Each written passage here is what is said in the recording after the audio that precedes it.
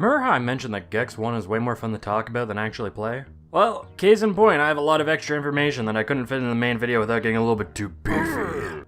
And much like last time, I'm going to take a quick chance to go over some of the changes the game would see in its development, as well as some other interesting things to note or anything I might have missed in the main video. But before I get started, I just want to take a quick chance to thank the Gex Discord and the Cutting Room Floor for all the resources and hard work that they put into learning about this series' history. It's really fascinating to learn more about what led to these games being how they are, and it's awesome to see so much seemingly lost content like that Gex 3 beta that popped up back in summer 2021. Thanks to you guys, these videos are going to be super outdated one day, and once again, I'm actually pretty happy about that. Man, I'm looking forward to digging into the flavor nuggets that beta had. Ooh. But this isn't the Gex 3 beta video. Be gone with you! We're actually a little bit lucky. Gex has a pretty early alpha version for us to play around with that was archived back in 2011. This build's pretty cool and digs into some early versions and things that would either end up being changed or removed later on, as well as gives us a glimpse on how Gex might have looked after his Gecko X days, but still a bit before he'd develop into such a lovable little asshole. For one, Gex is fucking pissed here. Oh my god! What's up, man? You doing alright? Maybe he's just mad that I decided to remove the animation of him spraying his name with his tail in the other versions of the game. Menus are also pretty different here, with fonts that managed to be both different in the final game and even the instruction manual, which I guess means they were still figuring all this out pretty close to release. I'm pretty glad they did too. This hurts.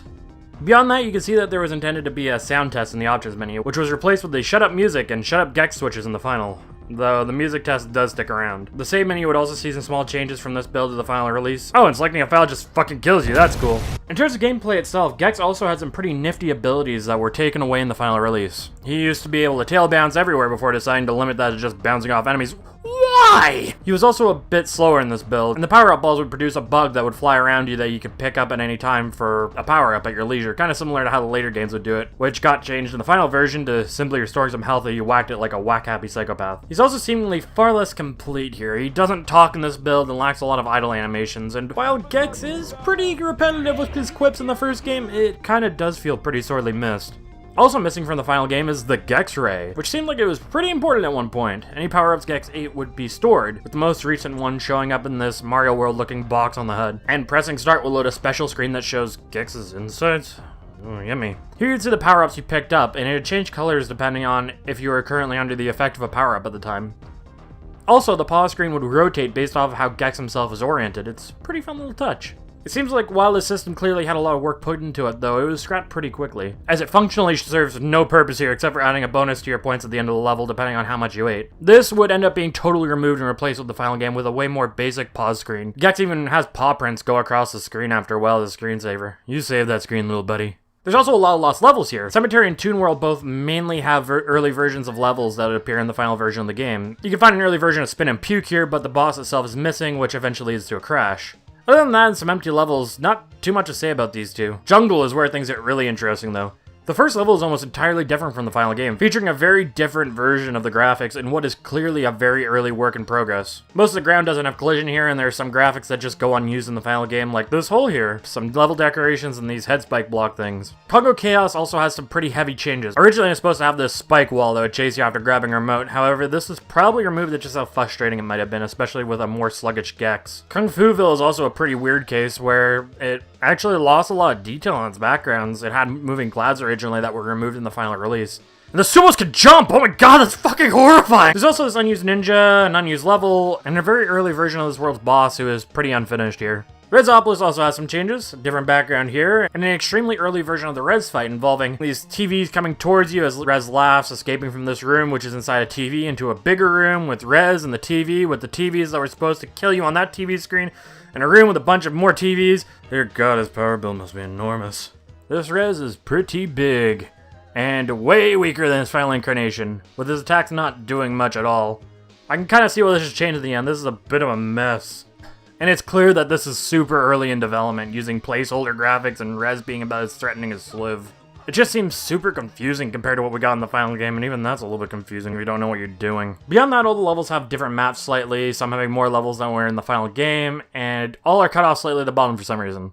And that's about it for the prototype. Other than this bit of footage showing a couple unused areas from an even earlier build of the game, some promotional material, and whatever the hell this power-up's supposed to be. But we're not done yet with unused content. The final 3DO release would see a lot of leftovers kick around in part due to the devs not wanting it all to go to waste. This game was really rushed after all. This includes some early versions of the cemetery level, this test level for the Couches and Toon world, along with an early version of the POW level. Secret 5, a level that acts as sort of a hub for other unused levels with a hidden box listing levels to check out that aren't normally reachable on a playthrough, albeit some are pretty broken to the point that crash the game when you load them.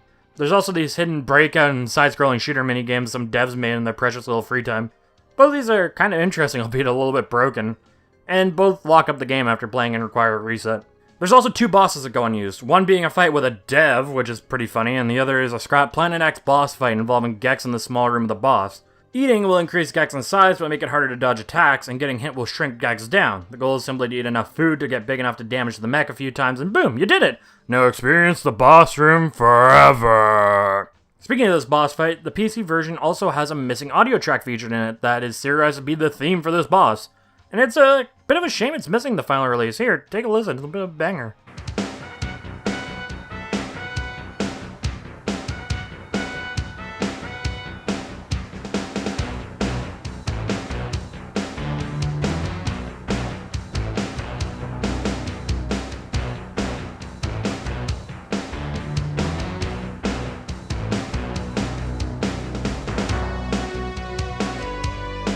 Now, beyond that track, there are quite a few other changes that ended up being made between the 3DO and other releases of the game. I talked before about the frame rate and resolution differences back in the main video, as well as the lack of saves, but there are some other things that were altered or cut between versions.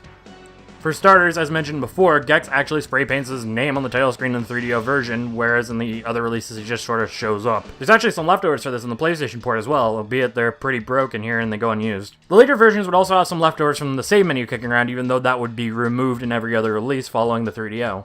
And the Saturn version would end up having every single transparent sprite altered to be checkered to emulate the effect of transparency, because the Saturn's just a special little one. Don't worry, little guy, I'll get to you one day, you bugger. We also have the joy of seeing this pretty metal-looking early concept art showing an early version of what the game's intro would have looked like and some level ideas. You even get an early version of Gex here in this cute little jacket, and over here looking real different. I honestly, I don't know how I feel about this style. It just doesn't really work for the game. But I do hella respect this art, and I do think this is probably the best place to wrap things up. I'm sure there's tons of stuff I miss. This game is such a rabbit hole that it feels like the more I research, it just keeps on giving and giving. But this is a good starting point if you want to start digging into that Gex iceberg.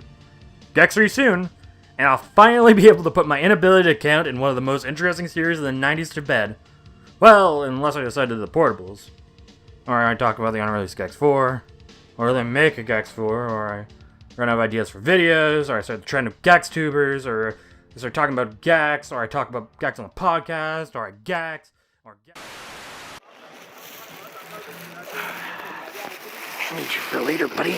There we go.